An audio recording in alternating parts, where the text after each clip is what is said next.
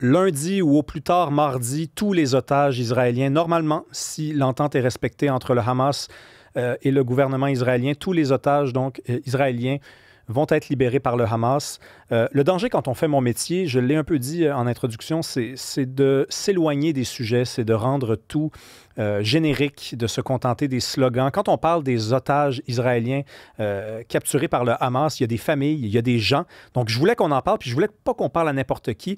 On va en parler avec une dame, Madame Ruth Amiel, qui est la tante d'un jeune homme qui est otage par le Hamas depuis déjà 2 ans. Bonjour, Madame Amiel. Oui, bonjour. Il est très tard pour vous. Vous êtes en Israël. Je veux que vous nous racontiez l'histoire de votre neveu. Racontez-nous comment il a été enlevé, dans quelles circonstances. Ben, c'était le samedi, donc 7 octobre 2023. Il est allé travailler à la Nova, puisqu'il faisait partie des organisateurs de ce festival. Et évidemment, le matin, quand tout a commencé, le Hamas qui a pénétré dans le territoire israélien, il a été très rapidement capturé parmi les premières personnes. En fait, on savait que la guerre a commencé, pas la guerre, l'attaque de Hamas a commencé. Mhm. Et donc, sa femme l'avait appelé pour lui dire, écoute, les sirènes, ce n'est pas que des requêtes banales, c'est pas comme d'habitude, il y a quelque chose de plus grave. Il lui a dit, je sais, je suis au courant, je vois, il y a beaucoup de blessés, il y a beaucoup de... C'est le chaos total, mais je ne peux pas partir comme ça, il faut que j'aide un petit peu. Et moi, je te promets, dès que j'aide, je rentre. Et malheureusement, il n'a pas beaucoup aidé parce qu'il a été rapidement capturé. Mais c'est son trait de caractère de vouloir aider, de vouloir donner de soi, c'est sa générosité. Et il ne pouvait pas faire autrement, je le comprends. Mais Il, il a- malheureusement, il avait quel âge, votre neveu? il avait 34 ans, aujourd'hui il a 36 ans. Il a une femme et un enfant qui a 5 ans aujourd'hui et qui connaît à peine. Et voilà. Est-ce que vous avez gardé des contacts depuis avec lui? Avec lui, non. Parce qu'il y a des familles Avec qui ont pu, il y a l'otage, des familles qui ont pu voir des images de leurs membres, de leur famille. nous avons eu des images que le Hamas a bien voulu Ouais. diffuser. Mais ça veut dire qu'on a eu des nouvelles. On sait qu'il est en vie, bon, très affaibli, apeuré, amaigri, mais on a eu quand même des nouvelles. On sait que il est toujours, il est là, quoi. Il y a juste eu des images. Vous n'avez pas pu lui parler, ne serait-ce que quelques instants au téléphone Oh ou... non, Non. jamais, jamais. Aucun otage. Vous vous rendez compte, même la Croix-Rouge n'a pas pu voir aucun des otages, ni apporter des médicaments, ni savoir leur état. Au départ, on ne savait même pas la liste des otages. Personne n'a pu rentrer en contact avec les otages. Le Hamas n'a pas autorisé. Et non, au téléphone, mais alors sûrement pas. Votre neveu, il Personne s'appelle n'a eu. Elkana. Vous dites il a 36 ans. Vous avez vu des images, c'est tout ce que vous avez pu voir. Comment il se porte physiquement? Vous avez peut-être vu une transformation chez lui, malheureusement. Ben oui, déjà, c'est pas un très grand gabarit. Et alors là, encore moins. Il est très, très affaibli, très amaigri.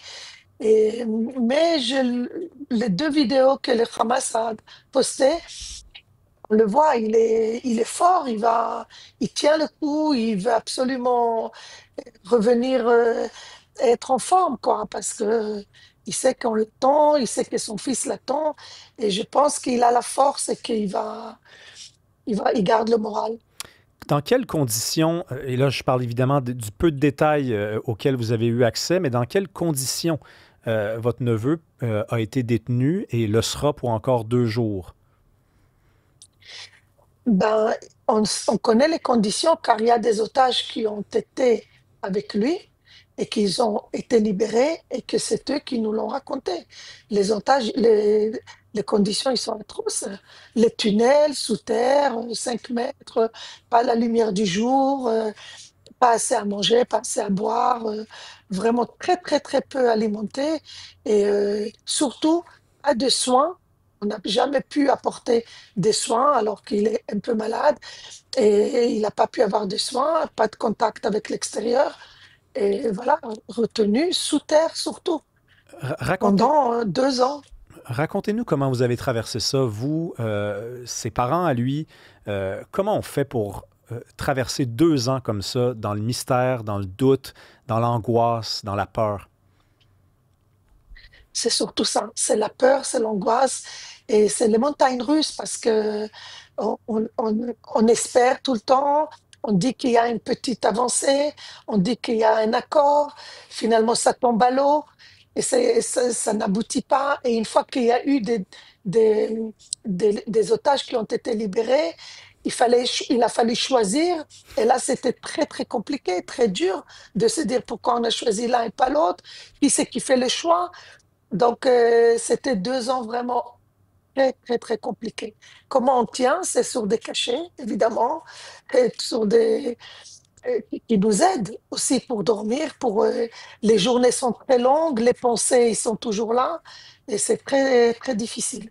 Son enfant, sa femme, est-ce que c'est... comment ils font pour garder foi en l'avenir? Alors, bon, l'enfant, bon, on explique, bon, il est suivi par une psychologue qui, tout le temps, bien sûr, qu'ils expliquent et qu'ils essayent de lui de lui donner de l'espoir, pas seulement lui affirmer, confirmer qu'il va être libéré. Mais sa femme et la famille proche, ils tiennent le coup parce qu'ils œuvrent énormément. Ils voyagent, ils parlent à tous ceux qui peuvent parler, à des gens qui peuvent prendre des décisions. Ils essayent de faire bouger dans le monde entier les communautés. Et donc, ça leur prend énormément de temps.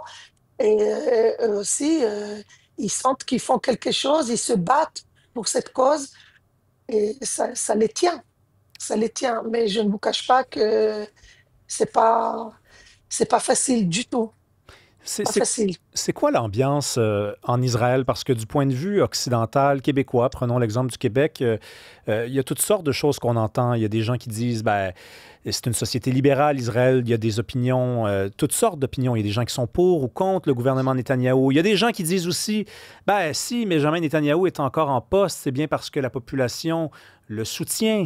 Euh, Comment vous avez fait pendant 2 ans pour entretenir comme ça l'espoir et des fois voir que Benjamin Netanyahou reculait, s'éloignait de la possibilité que les otages soient libérés. Est-ce qu'il y a un mouvement qui s'oppose et qui commence à s'opposer de façon très importante aussi à ce gouvernement-là? Oui, il y a un très grand mouvement qui s'oppose, c'est vrai, et que beaucoup de gens sont pas contents parce qu'effectivement, ils disent qu'il aurait pu avoir un accord déjà depuis longtemps, etc. Mais on peut pas oublier une seule chose.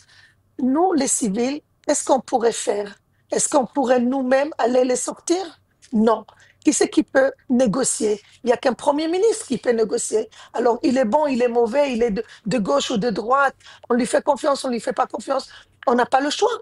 Quelqu'un comme nous, on ne pourra jamais y aller. On était obligé de faire confiance à notre gouvernement parce qu'il n'y a qu'eux qui ont les cartes en main pour aller discuter. Donc, on s'est donné complètement à eux et on leur fait confiance et on demande et on fait pression et on fait tout ça. On essaye de faire le maximum. Après, évidemment, ce gouvernement a été élu démocratiquement. Donc, après, on n'est pas content.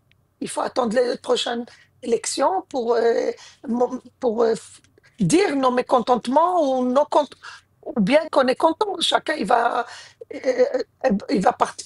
élire celui qu'il pense bien pour le pays. Mais aujourd'hui, j'entends tous ces mouvements, mais je ne peux pas être d'accord avec eux parce que je suis obligée de faire confiance à notre gouvernement. Je ne peux pas penser qu'il y a quelqu'un au monde qui ne veut pas sortir les otages de l'enfer où ils sont actuellement. Ça, je ne peux pas le croire.